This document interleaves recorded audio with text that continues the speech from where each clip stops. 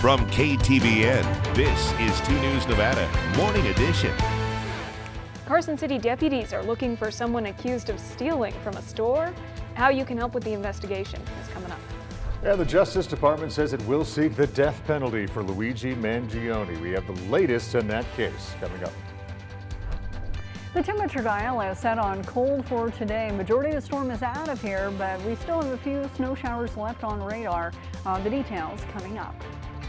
Good Wednesday morning, and thank you for starting your day with us. I'm Kyle Lauber. And I'm Faith Justice. So glad to be with you. If you weren't a huge fan of the rain and the snow, it sounds like there might be relief soon for you in the forecast. Yes, a gradual warm-up, I believe. Let's check in with meteorologist Angela Schilling now. Good morning, Angela. And good morning. You would be correct, Kyle. It is a gradual warming trend. By the latter half of the week, we'll make it up to 60, but it's still going to be cold today and still chilly tomorrow. But I think at least if you have any travel plans, our mountain passes will be much better today. So yeah, I mean, things are already improving. You're just still going to need your winter coat today and tomorrow. So it's still going to be cold out there, 30 degrees at 8 a.m., 38 at noon, and highs today will be in the mid 40s. So it is going to be on the chilly side again today, but much drier, not completely dry though.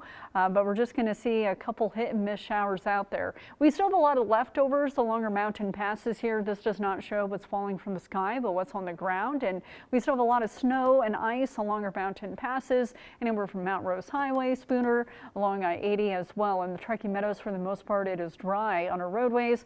But as far as Virginia City and the Highlands, it is slick up there. We're going to get a few inches of snowfall. Here's a look at radar estimates for snow totals. This is not the official report, but it gives you a good frame of reference. And up in the High Sierra, basically over 2 feet of snowfall there in many locations, and a little bit more on the western side compared to the eastern side. But Mount Rose got a decent amount too. Here's a look at what's on our radar right now. It's not completely dry. We just have a few little bursts of snowfall here. For the most part, it's dry. You can see one little burst of snow moving south of Highway 50. It's in between Fernley and Yerington here, and then also just to the west of Yerington. But most of us right now are dry.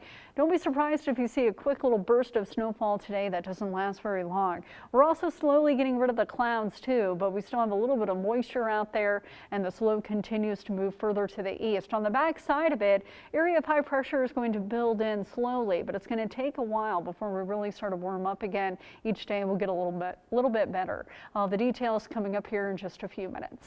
Thanks, Angela. And a friendly reminder here for drivers and travelers, chain controls are still in place on some roads this morning. This is a live look at Mount Rose Highway, where chains are required for all vehicles except those with four-wheel drive and snow tires. You can still see lots of leftovers on those roads, potentially snow and ice, so take it slow out there. Be careful.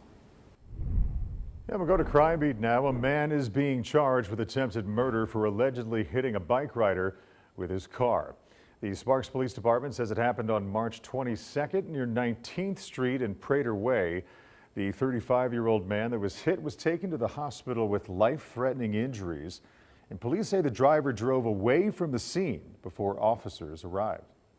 Now, after watching surveillance video from businesses in the area, officers determined the driver hit the cyclist on purpose. Police arrested Jefferson Solares Galicia after identifying him as the driver.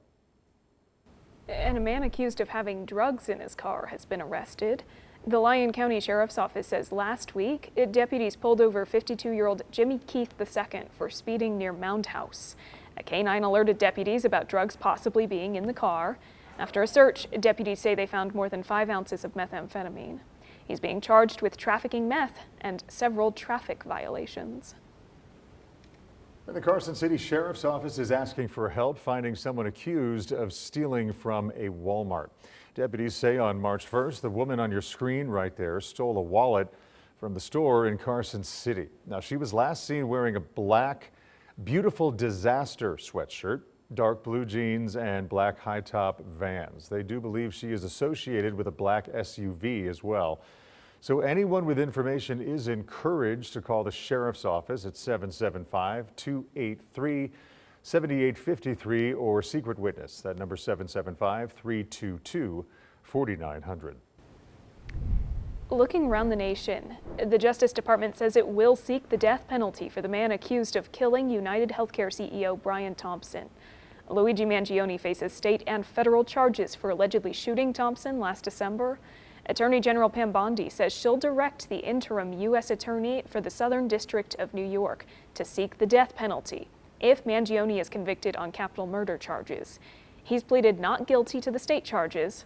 He's also charged in a federal criminal complaint, but the indictment is pending. And a developing story here. Kirkwood Resort says a man died after an incident on the mountain over the weekend. The resort says on Saturday, a 24-year-old man from California passed away after having a, quote, medical incident on a trail near Chair 4. We've reached out to the Alpine County Sheriff's Office for more details, but they have not gotten back to us as of yet. And coming up on 2 News Nevada, President Donald Trump is expected to announce his reciprocal tariffs today. How one local auto shop expects it to impact them. After the break.